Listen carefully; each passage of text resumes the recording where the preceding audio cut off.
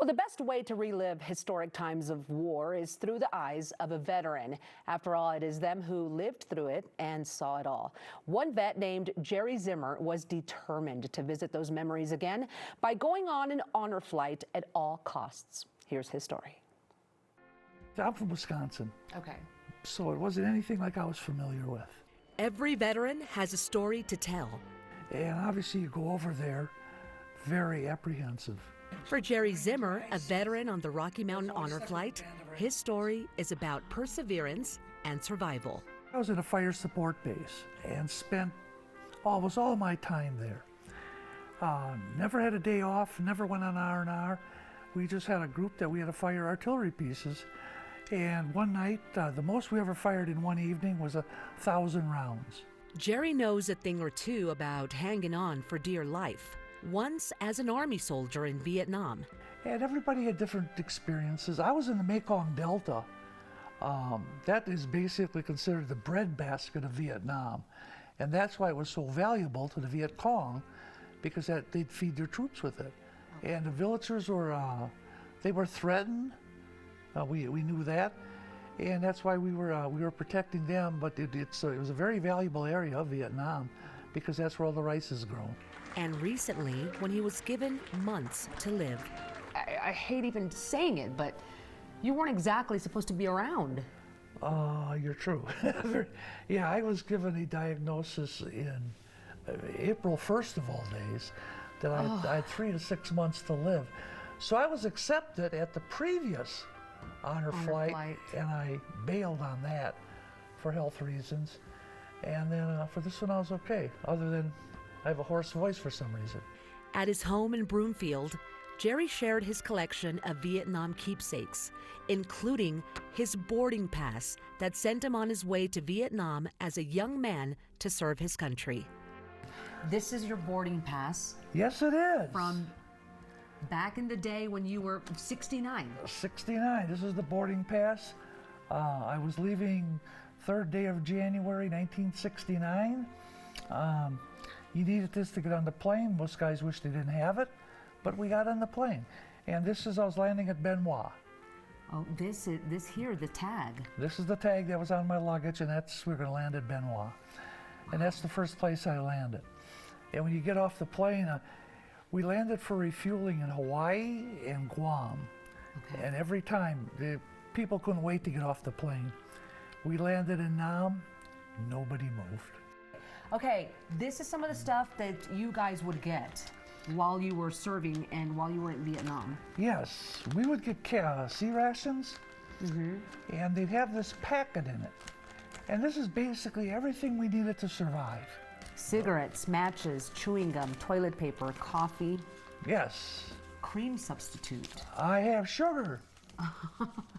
We have coffee, instant type. This is the cream substitute. Salt. And actually I might be missing the pepper. Matches. Wrigley chewing gum. Oh my goodness. You did not use the chewing gum. No, and the most valuable thing, without question in this whole packet, was this. What is that? That's the toilet paper. Oh, you're kidding. No. That's not a lot. Well, you're right. Jerry recalled his time in the U.S. Army. We were firing 155 millimeter rounds. 155 millimeters is about a 6-inch diameter. They had a range of about 8 miles. So we had a 16-mile diameter. So we covered a lot of real estate. Yeah, you did. And whenever the infantry needed help, we were there for them. He also remembers coming home and the struggles that came with that. Yeah, I think when we came back, we all expected we're not going to be treated as heroes, and that was perfectly fine. We did not expect, or at least I didn't, of being spit on and the way we were treated once we were here. Because if you had ever asked the question, what was the worst part of the whole Vietnam experience, it's coming home. When I was at O'Hare Airport in '68, that's where this girl kind of broke from the crowd she was in, walked over and spit, and seeing a woman spit is unusual. In a building, it's even more unusual. And I kind of thought, what was that all about? I walked a little further, and then there was a bunch of guys, and then 2 of them broke away from their group to spit at me. Oh, And that was, that we didn't want. no, of course not. So how was it different coming home to Denver? Now they're applauding you. You know, and in Baltimore, it was so spontaneous because nothing was planned. It was just being pushed. You see a bunch of geezers being pushed in wheelchairs or walking with red shirts on, and they start applauding it. And yeah, that's 180 degrees. Jerry serves as a reminder that many veterans of Vietnam are still living today. The reality, they won't be forever. So if you want to hear a good story filled with American history, then talk to a veteran.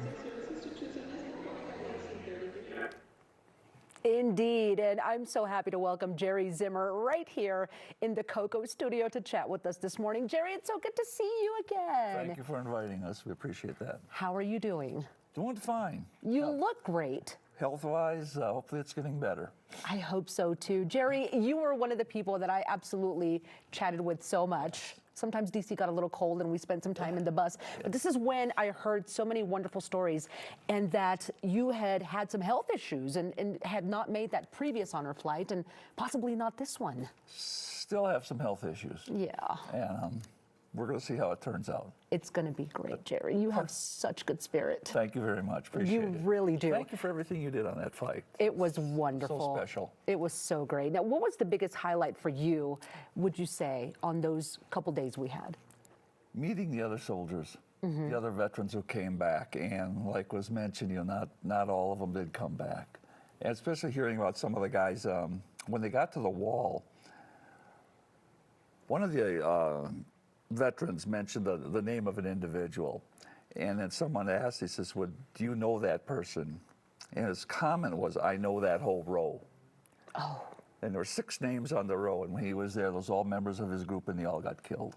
Oh, my goodness. And it's like, you know, I know a couple people on the wall, but nothing like that.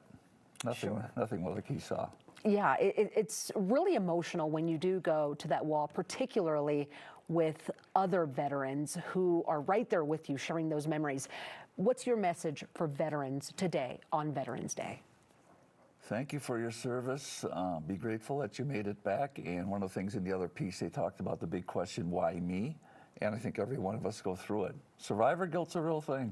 Yeah, it really It is. is. And, yeah, when they first talked about it, something for Vietnam, the Vietnam War, and he mentioned a wall with the names on it.